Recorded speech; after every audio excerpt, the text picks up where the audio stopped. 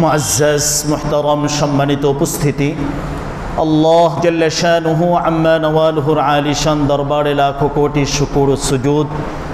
যে মহান আল্লাহ রব্বুল ইজ্জত ওয়াল জালাল অত্যন্ত দয়া করে মায়া করে আজকে এই সৈয়দুল আইয়াম সপ্তাহের শ্রেষ্ঠ দিন জুমার দিন পৃথিবীর সর্বশ্রেষ্ঠ জায়গা আল্লাহর পবিত্র ঘর জামে মসজিদে জুমার সালাত আদায়ের জন্য আমাদেরকে আসার এবং বসার তৌফিক এবং সুযোগ দিয়েছেন।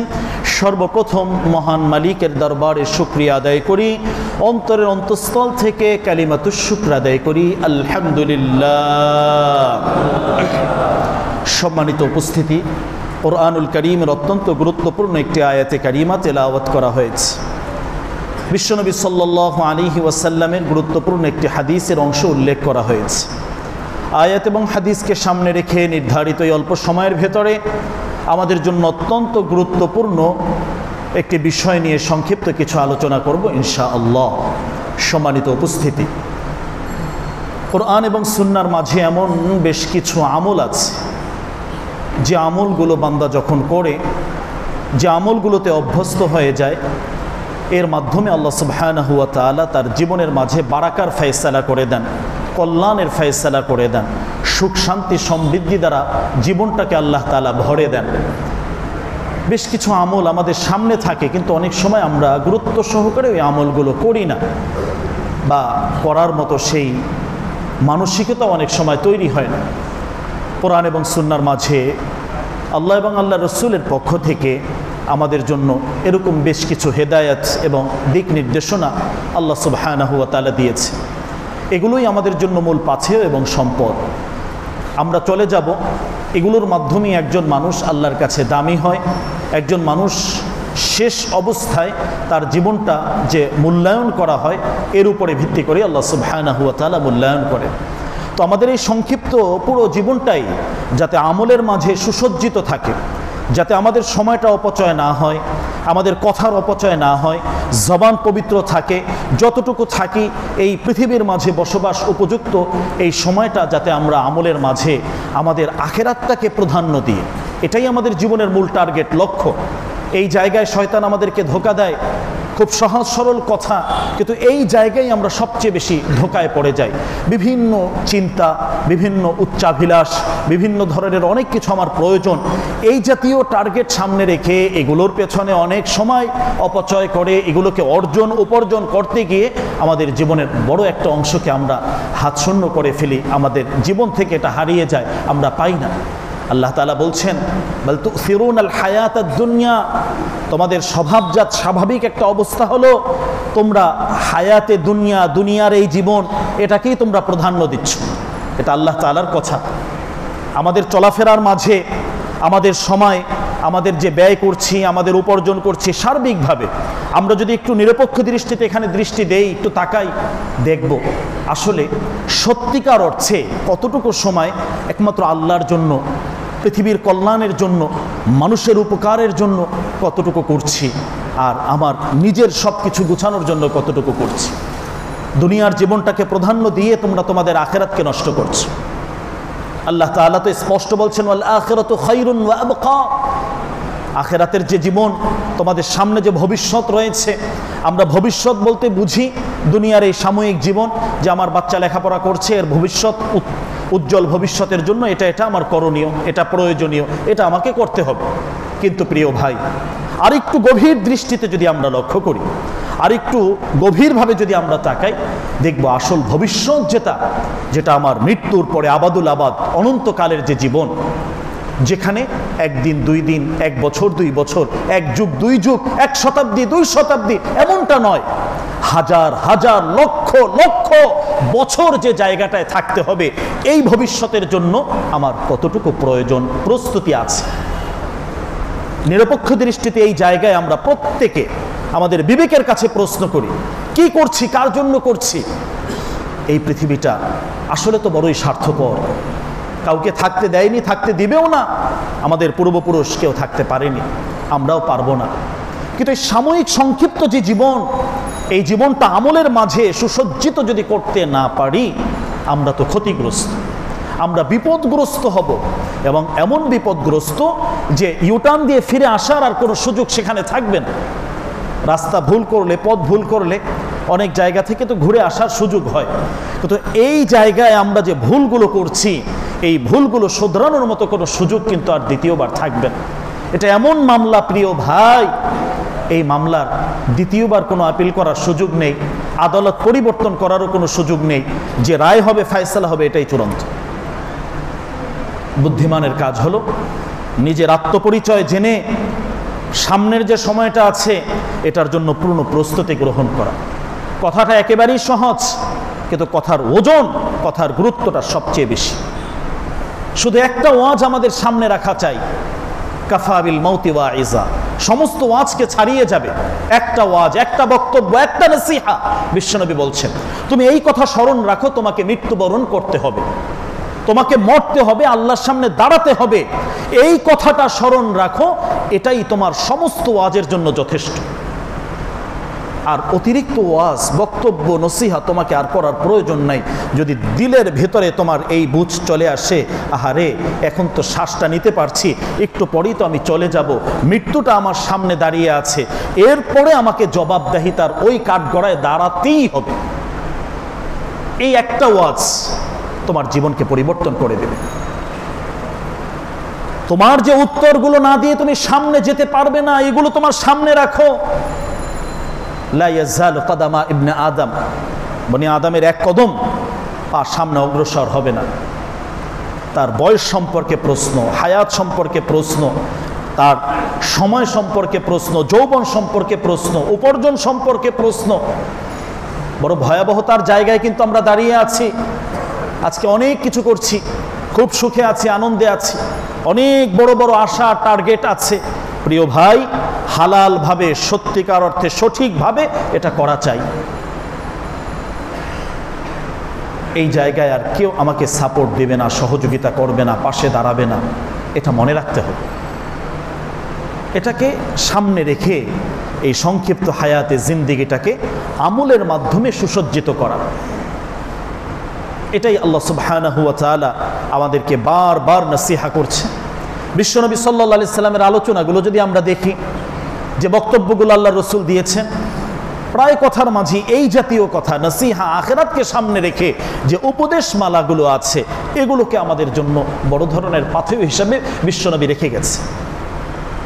জীবনকে সুসজ্জিত করো, আর এই সংক্ষিপ্ত হায়াত যেটা পেয়েছো এটাকে বরকতময় করো। এটাকে শুধু শুধু পেরেশানি কিনে আনবে না। আমাদের জীবনটা আমরা নিজেরাই এমন কিছু সিদ্ধান্তে শুধু পেরেশানি আর পেরেশানি, বহুমুখী পেরেশানি আমরা নিয়ে এসেছি। আল্লাহ সুবহানাহু ওয়া তাআলা যে প্যাকেজ আমলের কথা বলেছেন, এগুলো আমাদের সঙ্গী হিসাবে রাখা, এগুলোকে বারবার স্মরণ রাখা। বিশেষ করে ইস্তেগফারের আমল এত মহামূল্যবান সম্পদ প্রিয় ভাই, যারা এর উপরে অভ্যস্ত হয়েছেন তারা এর ফলাফল পাচ্ছেন। ইস্তেগফারে অভ্যস্ত হয়ে যাওয়া, তাওবার জীবনে অভ্যস্ত হয়ে যাওয়া, প্রতিদিন ঘুমানোর আগে 2 মিনিট, 3 মিনিট, 5 মিনিট হলেও চোখটা বন্ধ করে একটু মোরাকাবা করা, যে আমি সারাদিনের কার্যক্রমটা আসলে কি। এটা করা উচিত। অনেক আলোচনা শুনবেন, অনেক বক্তব্য শুনবেন, অনেক ভালো লাগবে, কিন্তু শেষ কথাটা আসলে কি? কবরের প্রস্তুতি গ্রহণ করা, মৃত্যুর প্রস্তুতি গ্রহণ করা, নিষ্পাপ অবস্থায় আল্লাহর সামনে দাঁড়ানোর জন্য একটা যোগ্যতা তৈরি করা।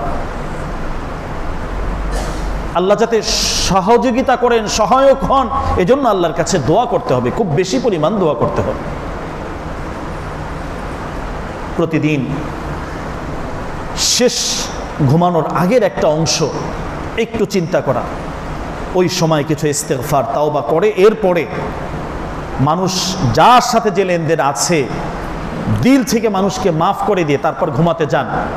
হাদিসের ভিতরে আসছে জান্নাতের সুসংবাদ আপনার জন্য অপেক্ষা করবে। সুবহানাল্লাহ। আমাদের অন্তরের ভিতরে বিভিন্ন ধরনের বক্রতা, বিভিন্ন ধরনের ষড়যন্ত্র, কত কিছু দ্বারা এই জায়গাটা ভরে আছে।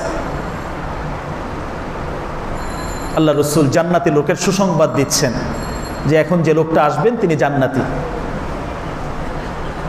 সাহাবায়ে কেরাম বড় আশ্চর্য, এতে অনেক বড় আমল করে, অনেক কিছু করে, এমনটা না, কিন্তু আল্লাহ রসুল জান্নাতের সুসংবাদ দিচ্ছেন। ঘটনাটা কি? তার পিছনে লেগে গেলেন, দেখি সে কি আমল করে, গোপনে দেখি যে কি আমল করে। তার ঘরের মেহমান হয়েছেন, তিনি রাতের দিনের কখন কি আমল করেন টোটাল আমলটা তিনি দেখা শুরু করছেন। 3 দিন মেহমানদারির পরে সর্বশেষ তার উদ্দেশ্য বললেন যে আমি এই উদ্দেশ্যে আসলে আপনার মেহমান হয়েছিলাম। বলে, ভাই বড় কোনো আমল আমার নাই, কিন্তু আমার এই দিলের জায়গাটা আমি স্বচ্ছ রাখি, পরিষ্কার রাখার চেষ্টা করি। মানুষের জন্য বিভিন্ন ধরনের মনের ভিতরে যা আসে সব কিছু আমি মাফ করে দিই, এই আশায় যে আমি আল্লাহর থেকে মাফ পাবো, যে আল্লাহর বান্দাকে আমি মাফ করে দিলাম। আল্লাহর বান্দার সাথে প্রতিশোধ পরায়ণ হওয়া এগুলো আমি করব না। আমার মনের ভিতরে কোনো ধরনের কোনো বক্রতা রাখিনি, কোনো ধরনের কোনো ষড়যন্ত্র, মানুষকে কষ্ট দেওয়ার মতো কিছু রাখিনি। সব কিছু ঝেড়ে মুছে একদম পাক সাফ হয়ে দিলটাকে পরিষ্কার করে রাতে আমি ঘুমাতে যাই, এই আমলটা ধরে রাখার চেষ্টা করছি। মূল আলোচনার জায়গা হলো এটা। এই আমলের বরকতে বিশ্বনবী জান্নাতের সুসংবাদ দিচ্ছেন যে এখন যে লোকটা ঢুকছেন, যে আসবেন, তিনি হলেন জান্নাতি ব্যক্তি। সুবহানাল্লাহ, সুবহানাল্লাহ। একটু আমরা আমাদের জায়গা থেকে, অবস্থান থেকে চেষ্টা করি, একটু চিন্তা করি যে আসলে আমার মনের ভিতরে কি আছে, মনের জায়গাটা কতটুকু স্বচ্ছ করতে পারছি, কতটুকু এই জায়গাটা ভালো রাখতে পারছি। মুখে অনেক ভালো কথা, মিষ্টি কথা, কিন্তু মনের ভিতরে কাকে কিভাবে ক্ষতি করব, কাকে কিভাবে মানে তার সাথে বিভিন্ন ধরনের ষড়যন্ত্র, কাকে কিভাবে লস করা যায়, এই জাতীয় অনেক কিছু আমাদের কারো কারো মাথায় কাজ করতে পারে। এখান থেকে ফিরে আসা, সংক্ষিপ্ত যে হায়াতটুকু আল্লাহ দিয়েছেন, যে গুরুত্বপূর্ণ আমলগুলো আছে, আমলের মাধ্যমে এগুলোকে সুসজ্জিত করার চেষ্টা করা। বিশেষ করে বিশ্বনবী সাল্লাল্লাহু আলাইহি সাল্লাম যে বারাকার আমলগুলো বলেছে, যে এই আমল করলে তোমার জীবনটা শান্তিময় হবে, তোমার জীবনটা নিরাপত্তায় ভরে যাবে, আল্লাহর পক্ষ থেকে নিরাপত্তার গ্রান্টি এই আমলগুলোর সাথে আছে। খুঁজে খুঁজে এই আমলগুলো নিজে করার জন্য চেষ্টা করা, এই আমলগুলোতে যাতে অভ্যস্ত হয়ে যায় এগুলোর জন্য চেষ্টা করা। খুব গরম কিছু আলোচনা শুনলাম এমনটা না, নিজের জীবনটাকে কিভাবে সাজানো যায়। আমি আখেরাতের একজন মুসাফির, আমি ওই জায়গায় যাতে আসামি না হই, ওই জায়গায় আসামি হিসাবে যাতে না উঠি, এজন্য এই পুরো সময়টাকে কাজে লাগানোর জন্য চেষ্টা করা। আগেও বেশ কিছু আলোচনা এসেছে, তাওবার আলোচনা, ইস্তেগফারের আলোচনা, বড় মহামূল্যবান সম্পদ। এটাকে সঙ্গী হিসাবে রাখার চেষ্টা করি। প্রতিদিন বিশেষ করে যখন ঘুমাতে যাব, এই সময় কিছু তাওবা, ইস্তেগফার, এই জাতীয় যে আমলগুলো আছে, এই আমলগুলো আমরা করব। এটার মাধ্যমে পেরেশানিগুলো দূর হবে, এটার মাধ্যমে রিজিকের যে সংকীর্ণ আছে এগুলো দূর হবে, শত্রুতা মানুষ যে করছে এখান থেকে বের হতে পারবো। যত ধরনের দুশ্চিন্তা, পেরেশানি, যত ধরনের সংকীর্ণতা, এই সব কিছু থেকে বাঁচার জন্য, উন্মুক্ত হয়ে এখান থেকে ফিরে আসার জন্য আল্লাহর পক্ষ থেকে, রসুলের পক্ষ থেকে যে দিক নির্দেশনা আমাদের জন্য দেয়া হচ্ছে, এটা হলো ইস্তেগফারের আমল করব। হাঁটতে চলতে, আল্লাহ আপনি আমাকে মাফ করেন, রব্বিগফির, আল্লাহ আপনি মাফ করে দেন, এই আমলগুলো আমাদের ভিতরে আনার চেষ্টা করি। এছাড়াও আরো বেশ কিছু আমল আমরা করতে পারি, এর ভিতরে জীবনটা বরকতময়, সুখময়, শান্তিময় হবে। গুরুত্বপূর্ণ একটা পয়েন্ট হলো, যারা আমরা সন্তান আছি, আমরা সন্তানরা মা বাবার হক আদায় করা। এই জায়গায় সন্তানদের বিভিন্ন ধরনের কমতির কারণে জীবনটা বরকতহীন হয়ে যায়, পেরেশানি যুক্ত হয়ে যায়। মা বাবা সবচেয়ে বড় সম্পদ। যতদিন জীবিত আছেন, সর্বোচ্চ, পুরা পৃথিবী একদিক, মা বাবা একদিক, পুরা পৃথিবী একদিক, মা বাবা একদিক। এটা করতেই হবে যদি একজন আদর্শ নেক সন্তান হতে চান। মা বাবার দোয়ায় মানুষ অনেক কিছু করতে পারে। বাহ্যিক সামানা নাই তো মা বাবার দোয়ায় এই সন্তান অনেক কিছু করতে পারে। এটা হয়তো আপনাদের জীবনে অনেকের ঘটেছে, আপনাদের আশপাশে এরকম অনেক ঘটনা আপনারা দেখতে পাবেন। মা বাবা যতদিন আছেন, জীবিত আছেন, সর্বোচ্চ গুরুত্ব দিয়ে তাদেরকে সম্মান করা, তাদের সেবা করা, তাদের শুশ্রূষা করা, তাদের কখন কি প্রয়োজন তাদের জন্য বলতে না হয়। সব জায়গায় সময় কাটাই, সব জায়গায় সময় খোঁজ খবর নেই, সবাইকে ফোন দেই, কিন্তু মা বাবাকে আমরা ফোন দেই না, তাদের খোঁজ খবর নিতে পারি না, মাসে একদিন মা বাবাকে সময় দিতে পারি না। তো চিন্তা করছেন বিষয়টি? বন্ধু বান্ধবকে সময় দিলাম, বিভিন্ন জায়গায় বেড়াতে গেলাম, আত্মীয়র বাড়িতে গেলাম, কিন্তু যে মা বাবা তারা তো সন্তানকে দেখতে চান। তো এই জায়গায় অনেক সময় আমরা পারি না। এটাকে সর্বোচ্চ গুরুত্ব দিয়ে মা বাবাকে তাদের কখন কি প্রয়োজন একজন সন্তান হিসাবে এটা যদি করতে পারি, মা বাবা তো এমনি দোয়া করেন, দিল থেকে এমন কিছু দোয়া আসবে যে দোয়াটা আপনাকে অনেক গতিশীল করে দিবে, অনেক সামনে অগ্রসর করে উজ্জ্বল ভবিষ্যৎ আপনার জন্য নিয়ে আসবে, জীবনে বরকত নিয়ে আসবে এই জিনিসগুলো। তো আমরা অনেক ভালো কাজ করি, কিন্তু এই জায়গায় মা বাবার অসম্মান, তাদের সাথে কঠিন ভাষায় কথা বলা, তাদেরকে ধমক দেওয়া, এ কারণে আমাদের জীবনটা অনেক ক্ষেত্রে বরকতহীন হয়ে যায়, বিপদগ্রস্ততার মাঝে অনেক সময় আমরা পড়ে যাই। তো জীবনটাকে সুন্দরভাবে সাজানোর জন্য আল্লাহ তাআলা এটা একটা গুরুত্বপূর্ণ পয়েন্ট উল্লেখ করেছে। এবং মা বাবা যারা আছেন সন্তানদের জন্য দোয়া করা, কখনো বদদোয়া না করা।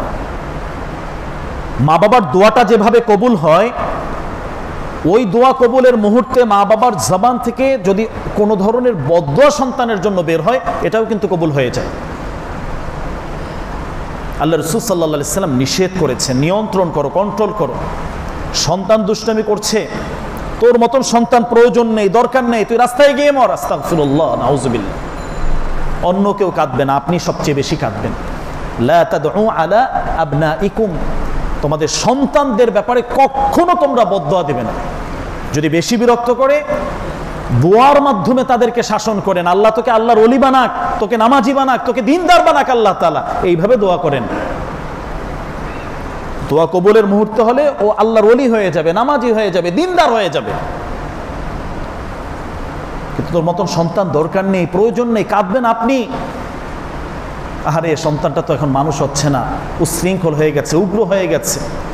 প্রিয় ভাই, চোখটা বন্ধ করে একটু হিসাব করেন, এমন কোনো বদদোয়া সন্তানের জন্য কখনো করছেন কিনা, যেটা দোয়া কবুলের মুহূর্ত ছিল, যে দোয়াটা কবুল হয়ে গেছে হয়তোবা। বিশ্বনবী এই জায়গায় পয়েন্ট উল্লেখ করে নিষেধ করেছেন, সন্তানের জন্য কখনো এভাবে তোমরা বদদোয়া করবে না। তোমার সন্তান যদি বিপদগ্রস্ত হয়, তুমি কাঁদবে, তুমি ক্ষতিগ্রস্ত হবে, তোমার মনে কষ্ট লাগবে।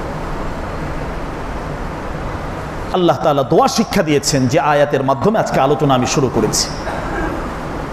ইবাদুর রহমান কারা, আল্লাহর প্রিয় বান্দা কারা? আল্লাহর প্রিয় বান্দা যারা, তাদের বৈশিষ্ট্য আল্লাহ উল্লেখ করতে গিয়ে বিশেষভাবে উল্লেখ করলেন, যারা তাদের সন্তানদের জন্য দোয়া করে, স্ত্রীর জন্য দোয়া করে, তারা হলো আল্লাহর প্রিয় বান্দা। প্রিয় বান্দাদের অন্যতম মৌলিক একটা গুণ, সুবহানাল্লাহ। আমরা কয়জনে সঠিকভাবে আমার বিবির জন্য আমি দোয়া করেছি, তার নেক জীবনের জন্য দোয়া করেছি, আমার প্রিয় সন্তানদের দ্বীনের জন্য, তাদের আদর্শ ভবিষ্যতের জন্য, উজ্জ্বল আখিরাতের জন্য কয়দিন আমরা দোয়া করছি? দোয়া করি ভালো শিক্ষা, ভালো ডিগ্রি, বিদেশ যেন যেতে পারে। কারণ আমাদের কাছে যখন দোয়ার জন্য আসে, অধিকাংশ দোয়াটাই এমন, খুব কম সময় এমন পাওয়া যায় যে আমার সন্তান যাতে দিনদার হয়, আমাদের মৃত্যুর পরে যাতে আমাদের আখিরাতের অ্যাসেট হয়, এরকম দোয়া খুব কম অভিভাবকই আমাদের কাছে চাচ্ছে। পরীক্ষায় ভালো রেজাল্ট করে বিদেশ যেতে পারে, ব্যবসায় সফল হতে পারে, অমুক জায়গায় ভালো দোকান দিয়েছে, এই জাতীয় এটা প্রয়োজন আছে। কিন্তু প্রিয় ভাই, এর চেয়ে বেশি প্রয়োজন হলো আমার সন্তান দুনিয়ায় সফল হোক, আখিরাতেও সফল হোক, দুনিয়াও ইজ্জতওয়ালা হোক, আখিরাতেও ইজ্জতওয়ালা হোক। এটাকে আমাকে গুরুত্ব দিতে হবে। পুরা মুমিন মুত্তাকিনদের নেতৃত্বে যাতে আমার সন্তান চলে আসতে পারে, ওই সন্তান কতই সৌভাগ্যবান যে সন্তান মানুষকে দ্বীন নসিহা করে। ওই সন্তান কতই সৌভাগ্যবান, ওই মা বাবা কতই সৌভাগ্যবান যে মা বাবার সন্তান মানুষকে দ্বীনের কথা বলে, তার কথা শুনে মানুষ দ্বীনের আমল করে, আর এই আমলগুলোর সব মা বাবার কবরে পৌঁছতে থাকে। সুবহানাল্লাহ। আল্লাহ তাআলা দোয়া শিক্ষা দিচ্ছেন, রব্বানা হাব লানা মিন আজওয়াজিনা ওয়া যুররিয়াতিনা কুররাতা আয়ুন। এমন সন্তান আল্লাহ দান করেন যে সন্তান চোখ জুড়িয়ে যায়, যাদেরকে দেখলে, যাদের আমল দেখলে চোখটা জুড়িয়ে যায়। মানুষ বলে, আরে অমুকের সন্তানের মতন হতে পারো না, কত সুন্দর নামাজি, কত সুন্দর আখলাকওয়ালা, কত সুন্দর বড়দেরকে সম্মান করেন, শ্রদ্ধা করেন, এরকম একটা সন্তান তুমি হতে পারো না? শুধু এতটুকুই নয় প্রিয় ভাই, আল্লাহ যে রহমানের বান্দাদের গুণাবলী বর্ণনা করেছেন, আল্লাহর প্রিয় বান্দা যারা হবেন তাদের গুণাবলী, বৈশিষ্ট্য, এখানে আল্লাহ বলছেন যে ওই বান্দারা যারা ওয়াজআলনা লিল মুত্তাকিনা ইমামা, আল্লাহ মুত্তাকিনদের ইমাম আমাদেরকে বানিয়ে দাও। ইমাম, ইমাম, এই দোয়া যে সমস্ত মা বাবা করেন যে আমাদেরকে এই নেতৃত্বে নিয়ে আসেন, ধর্মীয় নেতৃত্ব, আধ্যাত্মিক নেতৃত্ব, মানুষের হৃদয়ের ভিতরে রাজত্ব করবে, এরকম সন্তান আল্লাহ আপনি আমাকে দান করেন। আল্লাহ সুবহানাহু ওয়া তাআলার কাছে আমাদের দোয়া করা উচিত। তাদের এটা আসল ভবিষ্যৎ। এখন তার ঘরটা গুছিয়ে দিচ্ছি, ঘরটা সুন্দরভাবে সাজিয়ে দিচ্ছি, ফ্ল্যাটটা গুছিয়ে দিচ্ছি, কিন্তু আল্লাহ তাআলা বলছেন এটা তো দিবে, প্রয়োজন, এটা অবশ্যই করবে। এমনভাবে রেখে যাবে না যাতে অন্যের কাছে হাত পাততে হয়, এটা করবে না। এটা আল্লাহ বলছেন, আল্লাহ রসুল বলেছেন। কিন্তু আখেরাতের ঘরটাও যাতে গোছানো হয়, ওই ভবিষ্যৎটাও যাতে উজ্জ্বল হয়। এই ভবিষ্যৎ ঠিক করতে গিয়ে স্থায়ী যে আখেরাতের ভবিষ্যৎ, সেখানে যাতে বিপদগ্রস্ত সন্তান না হয়। আল্লাহ তো দোয়া শিক্ষা দিচ্ছেন, আতিনা ফিদ দুনিয়া হাসানা ওয়া ফিল আখিরাতি হাসানা। দুনিয়ায় কল্যাণ দান করেন আল্লাহ। এই কল্যাণের বহুমুখী অনেক ব্যাখ্যা রয়েছে। নেক সন্তান, নেক স্ত্রী, এটাও এই হাসানার ভিতরে অন্তর্ভুক্ত। আখিরাতেও আল্লাহ আপনি আমাদের জন্য হাসানা, কল্যাণ দান করেন। তাহলে আমরা যারা অভিভাবক আছি, আমরা আমাদের সন্তানদের জন্য দোয়া করব। এটা বিশেষ আমল, প্রতিদিনের আমল। যেহেতু কোরআনুল কারীম সূরা ফুরকানের শেষ দিকে আল্লাহ তাআলা এটা বিশেষভাবে উল্লেখ করেছে। আপনার যদি 2 মিনিটেরও কোনো দোয়া হয়, 1 মিনিটেরও কোনো দোয়া হয়, সে দোয়ার ভিতরেও অবশ্যই স্ত্রী এবং সন্তানদের জন্য আদর্শতম এই দোয়া, যে দোয়াটা স্বয়ং আল্লাহ নিজে শিক্ষা দিচ্ছেন, এই দোয়াটা যাতে আপনার জবান থেকে অবশ্যই আসে, এটার চেষ্টা করতে হবে। রব্বানা হাব লানা মিন আজওয়াজিনা ওয়া যুররিয়াতিনা কুররাতা আ'য়ুন ওয়াজআলনা লিল মুত্তাকিনা ইমামা। ঘরের পরিবেশও ভালো হয়ে যাবে, স্ত্রীও দিনদার হয়ে যাবে, সন্তানও ভালো হয়ে যাবে, আদর্শ সন্তান হবে, চোখ জোড়ানো সন্তান আল্লাহ তাআলা এদেরকে উপহার দান করবেন। আল্লাহর কাছে খুব বেশি পরিমাণ এটা, অনেক বড় নেতা, আমার সন্তান অমুক দলের এটা, অমুক দলের এটা, এটা নয়। আল্লাহ তাআলা পরিচয় শিক্ষা দিয়েছেন মুত্তাকিনদের নেতৃত্বের জায়গায় যাতে থাকে, ইমাম যাতে হতে পারে। বিভিন্ন জায়গায় ধর্মীয় আধ্যাত্মিক যে সমস্ত বিষয় আছে, এগুলোর সমাধান যে সন্তানরা দিচ্ছে, এর সবটা মা বাবা পাচ্ছেন। তো আমাদেরকেও এই সাদগায়ে জারিয়ার যে আমল, এই জায়গায় খুব বেশি গুরুত্ব সহকারে সামনে অগ্রসর হওয়া। তাহলে মা বাবা, তাদের খেদমত করতে হবে। আবার মা বাবা যিনি আছেন, সন্তানদের জন্য এই দায়িত্বটা আল্লাহ তাআলা দিয়ে দিয়েছেন। এই সমন্বয় করে সুন্দরভাবে আমাদেরকে সামনে চলা, কারণ এই সন্তানদের জায়গা এটা বড় ধরনের পরীক্ষার একটা জায়গা। আমওয়ালুকুম আওলাদুকুম ফিতনা, বড় ফিতনা। তো এই ফিতনার জায়গায়, পরীক্ষার জায়গায় আল্লাহ তাআলা রেখেছেন। এই পরীক্ষায় পড়ে আমাদের জীবনটা যাতে বরকত শূন্য না হয়ে যায়, বারাকার সাথে, কল্যাণের সাথে যাতে এটা হয়, এজন্য আল্লাহ তাআলার কাছে ওইভাবে আমাদের পদক্ষেপ গ্রহণ করা এবং কার্যক্রমগুলো সামনে অগ্রসর হয়। আমাদের জীবন থেকে বরকতটা শূন্য হয়ে যায়, রিজিক সংকীর্ণ হয়ে যায়, পেরেশানি বেড়ে যায়। এর অন্যতম আরেকটি মৌলিক কারণ হাদিস থেকে যেটা পাওয়া যায়, এটা হলো আমাদের ব্লাড কালেকশন, রক্তের আত্মীয় যে সমস্ত আছেন, এই আত্মীয়তার সম্পর্কে বিভিন্ন ধরনের ঝামেলা বেঁধে যাওয়া।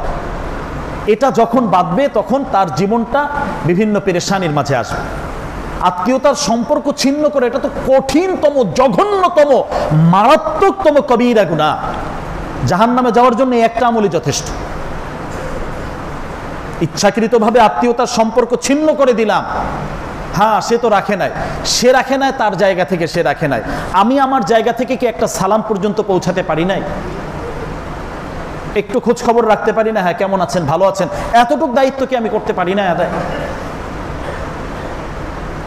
আজকে আমাদের সব কিছু সাজানো গোছানো অনেক সময় থাকে, কিন্তু এই জায়গায় কিছু ত্রুটির কারণে সব ওলট পালট হয়ে যায়, সব মেচাকার হয়ে যায়।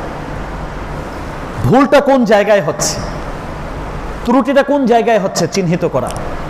অনেক বেশি আমল, এটা করতে পারলাম না, কোনো সমস্যা নাই আলহামদুলিল্লাহ, কিন্তু গুনাহের কাজগুলো বন্ধ করতে হবে। গুনাহের কোনো রাস্তা আমার জন্য খোলা নাই, গুনাহের সমস্ত পথ বন্ধ। আমল খুব বেশি করতে পারি নাই, কিন্তু এটাও আমার নাজাতের জন্য ইচ্ছা করলে আল্লাহ তাআলা যথেষ্ট করে দিতে পারেন, সুবহানাল্লাহ। আর একদিকে আমল বেশ ভালো কিছু করলাম, কিন্তু তার থেকে বেশি গুনাহের রাস্তা আমার জন্য খোলা। তো যখন কাটাকাটি হবে, আমি ওই গুনাহ নিয়ে কিন্তু আখিরাতের বিচারে শেষ কল্যাণ থেকে আমি বঞ্চিত হয়ে যাচ্ছি। এটা হলো ভয়াবহতার জায়গা। ওলামায়ে কেরাম তো অনেক সময় অনেক কিছু থেকে সতর্ক করেন, সবাই হয়তো বুঝি না, বোঝার চেষ্টাও করি না। একমাত্র উম্মার জন্য কল্যাণকামী হলেন ওলামায়ে কেরাম। তারা আন্তরিকভাবে যে কি কি সমস্যায় কি হচ্ছে এগুলো বলেন, বুঝানোর চেষ্টা করেন। অনেক সময় হয়তো বোঝার চেষ্টা করি না, বা বোঝানো সেটা ওই পর্যন্ত আমাদের হৃদয়ের কান থেকে আমরা শুনতে পারি না। একটা সময় বিভিন্নভাবে এই ক্ষতিটা সামনে চলে আসে। জুলুম সম্পর্কে বহু সতর্ক করা হয়েছে, বিভিন্ন নির্যাতন অত্যাচার সম্পর্কে অনেক কথা বলা হয়েছে। না, এগুলো কি কই চলেই যাচ্ছে। চোখের সামনে যখন চলে আসছে তখন বুঝছে যে না, জুলুমের ফলাফলটা কত ভয়াবহ হতে পারে, কত জঘন্য হতে পারে, কত মারাত্মক হতে পারে জুলুমের ফলাফল। কিন্তু আগ থেকেই কিন্তু মেসেজ দেওয়া হচ্ছে, বোঝানোর চেষ্টা করা হচ্ছে। তো অনেক সময় অনেক জিনিস আমরা বুঝি না, বোঝার চেষ্টা করি না। আমার জীবনটা আজকে এই বিভিন্নভাবে বিপদগ্রস্ত, পেরেশানযুক্ত কেন? এই জাতীয় বিভিন্ন জায়গায় হয়তো কোনো জায়গায় কোনো ত্রুটি আছে, কোনো জায়গায় হয়তো কোনো ভুল আছে, ভুল সিদ্ধান্ত আছে। একটু খোঁজ নিয়ে এগুলোকে সংশোধন করার জন্য চেষ্টা করা। তাহলে আত্মীয়তার সম্পর্ক এটা বড় ধরনের গুরুত্বপূর্ণ ইবাদত। আল্লাহ রাসূলের স্পষ্ট হাদিস, ছোট্ট ছোট্ট মক্তবের বাচ্চাদেরকেও এগুলো শেখানো হয়। লা ইয়াদখুলুল জান্নাহ কাতি', যারা ইচ্ছাকৃতভাবে রক্তের সম্পর্কের এই আত্মীয়তা ছিন্ন করেন তারা জান্নাতে যাবে না। যে আত্মীয়র যে গুরুত্ব, তাকে ওইভাবে গুরুত্ব দিতে হবে। কাছের আত্মীয় তাদেরকে বাদ দিয়ে দূরের আত্মীয়কে খুব আদর আপ্যায়ন, আর একেবারে রক্তের কাছের আত্মীয় যারা, তারা বঞ্চিত হয়ে যাচ্ছে। আমিও ভুলের ভিতরে আছি। নিজের আপন রক্তের তাদেরকে বাদ দিয়ে শ্বশুরালয়ের আত্মীয়, তাদেরকে অনেক বেশি মূল্যায়ন করা, তাদের জায়গায় তাদের অবস্থানে তাদেরকে মূল্যায়ন করা, সম্মান করা। তো আত্মীয়তার এটারও একটা স্তর আছে। কোন আত্মীয় কি ধরনের আপ্যায়ন পাবেন, কে কোন ধরনের গুরুত্ব রাখেন, এটারও একটা স্তর শরীয়তে দিয়ে দিয়েছে। বিশ্বনবী সাল্লাল্লাহু আলাইহি ওয়াসাল্লাম স্পষ্ট হাদিস উল্লেখ করছে, মান আহাব্বা আন ইয়াবসুতা লাহু ফি রিজকিহি ওয়া আন ইয়ানসা লাহু ফি আসরিহি ফালইয়াসিল রাহমাহ। আল্লাহর কোন বান্দা বান্দি যদি তার জীবিকা বৃদ্ধি করতে চান, আমি তো একা খাবো, নিজের ঘরটাকে গুছাবো, নিজের সন্তানদেরকে নিয়ে খুব করব, আমার ভাই, আমার ভাতিজা, আমার বোন, আমার ভাগ্নে, এদের আশপাশের কোনো খোঁজ খবর নিলাম না, বোনের সম্পত্তিটাও তাদেরকে দিলাম না, এটাও আত্মসাৎ করে রেখে দিয়ে এই জীবনে কোনো দিন বরকত আসবে না। এর জীবন পেরেশানির মাঝে থাকবেই থাকবে, অবশ্যই থাকবে।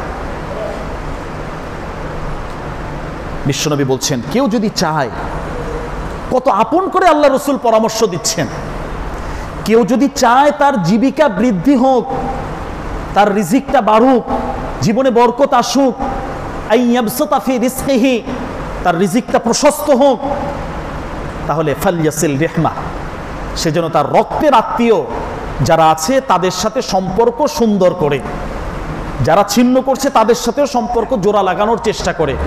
এটা যে করবে, হয়তো মনে করবে যে তাদের পেছনে 5,000 আমার খরচ হয়েছে, 10,000 খরচ হয়েছে, এই 10,000 কখনো কখনো আল্লাহ তাআলা লাখ টাকায় ফিরিয়ে দেবেন তার কাছে, সুবহানাল্লাহ। এটা আল্লাহর ওয়াদা।